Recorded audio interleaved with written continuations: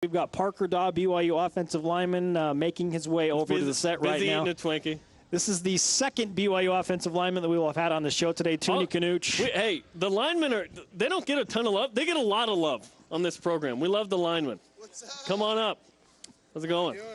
Parker repping the Y with his gray BYU hat, blue brim, Always. solid. Yeah, looking good. He'll get his headset on. We'll get going here from San Diego. And Parker, look, Toonie was really good, but we're not worried about you being able to bring it as well. I mean, you dropped one of my favorite lines all year when we said, what do you hope to do against Wyoming? You said, well, I hope to beat them, steal one of their horses, and ride off into the sunset.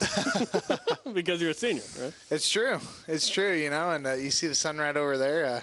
That's looking like a good place to do it. Yeah, you see it. Let's just swim over to Coronado. You want to do that after this? Yeah, let's do it. I brought my my swim trunks, and I'm ready to go. Let's do it, man. You told us last week on BYU Sports Nation that you were especially excited about this because your kid has never flown on a plane. You called him Boss. So how was the plane ride for your son, is it? Yeah, my son. Yeah, Boston. So he, so we named him Boston because I served my mission there.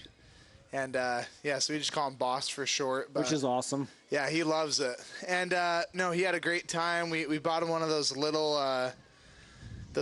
plastic airplanes. And we got to the airport yesterday, and we had some delays because of just the weather and stuff. But he took me outside in the cold, and, Dad, look at the planes. And we looked at the planes for 6 hours, and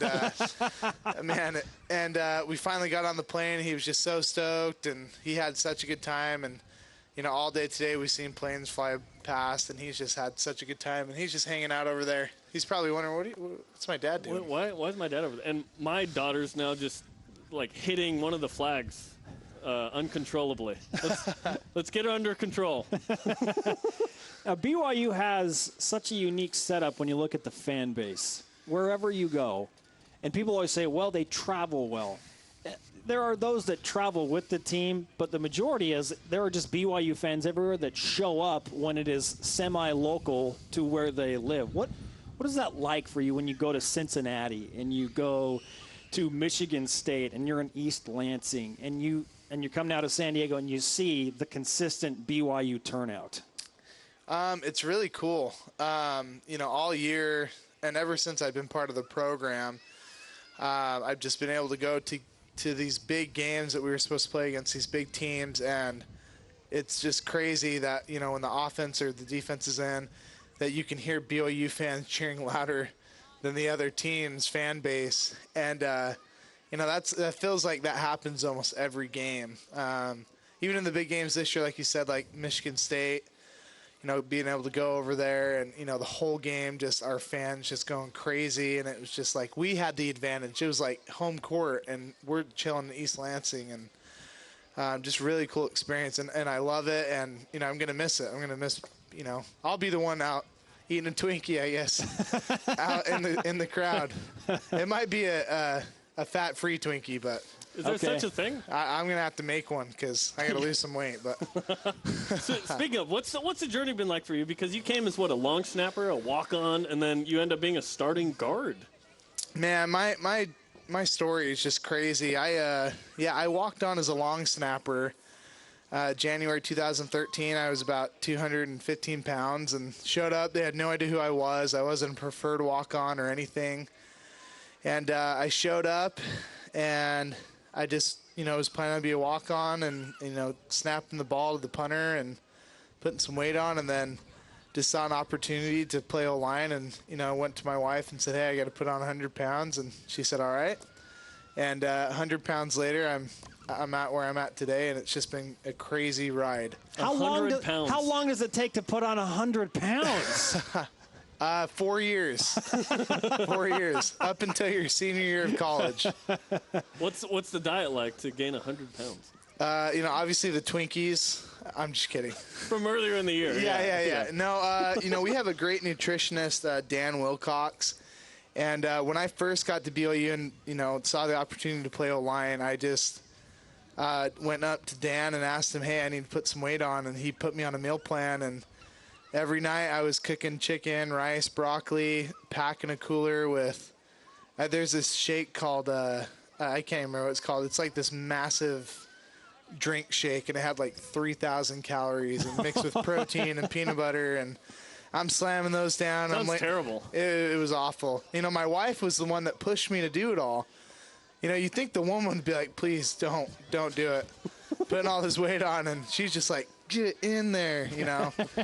And yeah, but I did that for 3 years, and you know, just pushed myself so that I could play O-line. I mean, that's the only role that I really could have played here on the team. Wasn't athletic enough to play tight end.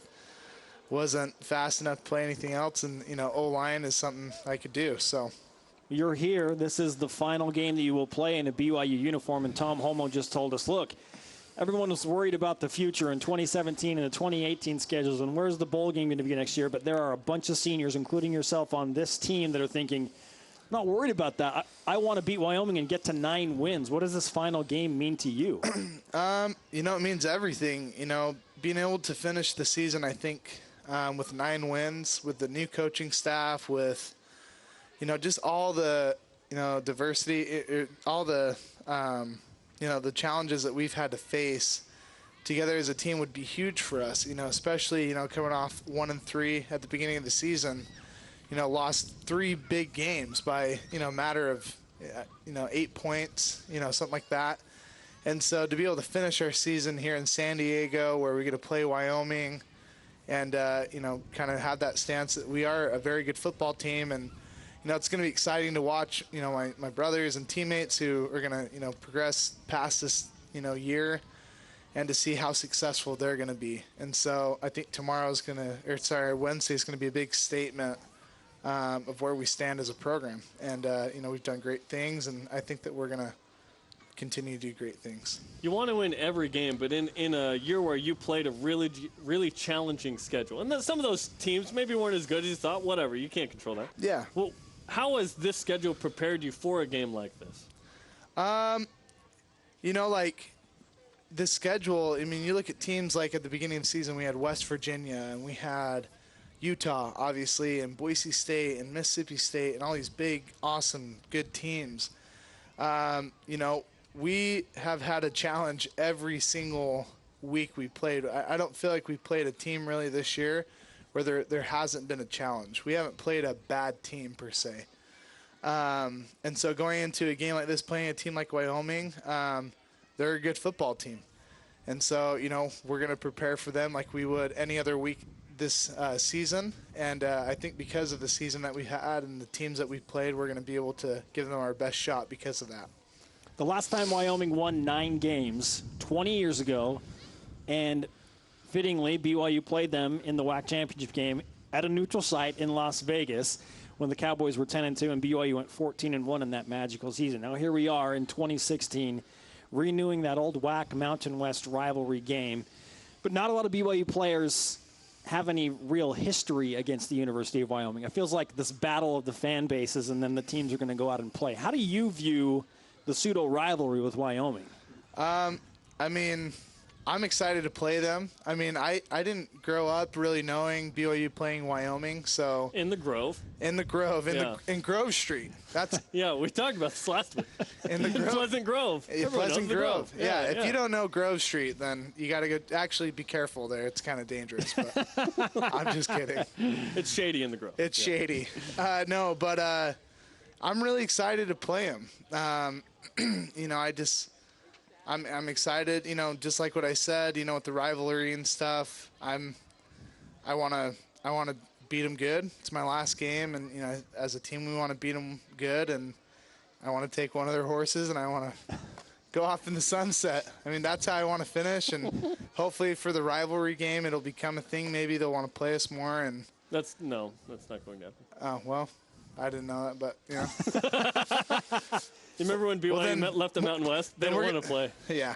And we don't want to play them either. All right. That's why it's fun. Well, I'm excited. I'm going to have fun.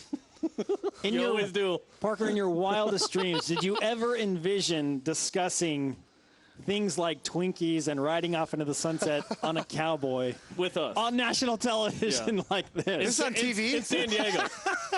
In radio. I thought we were just talking. Wait, what? No, so these people could hear us. Yeah, Is this thing working? Yeah, those cameras out there. Yeah. That's broadcasting to 58 million homes nationwide. I couldn't see There's because that many people watching, too. I couldn't see because of the sun. Yeah. Well, in that case, honestly, I never thought in a million years I'd talk about my diet and, my fantasies in front of millions of people. But Yeah. The seagull almost came over here, by the way. Heard you talking about food. Here it comes. it's going to come get us. But, it's been so much fun. And, it's just been a dream to just be part of all this. It's been, a lot of fun. And, hopefully I can talk to people in the future. And, I'm like, hey, I'm Parker Dawe. And, they're going to go. They'll actually remember me. Yeah. They'll be like, oh, yeah, you were part of the football team. Or they'll probably be like, who are you? You were the Twinkie guy. Oh, yeah, you're the Twinkie guy. Yeah, I'm that 100-pound guy. How about you're the guy that started as a long snapper, walk-on, not preferred, and ended up as a scholarshiped guard? Fantastic stuff. Yeah, that would be cool if people actually remember me for that. But the Twinkie thing that's cool okay too. I think there's a works. 30 for 30 coming out, the Parker Dawe story. I'm not sure. I thought I heard about that. BYU Sports Nation 30 for 30. Catholics versus convicts, followed by the Parker story Dawe of story. Parker Yeah. Dawe. Well, let me know. I'll be there. You got it, Share man. the story. Great stuff. We appreciate you, Parker. Thanks. Thank you, guys. Hey, Always been fun. We'll see you in the Grove.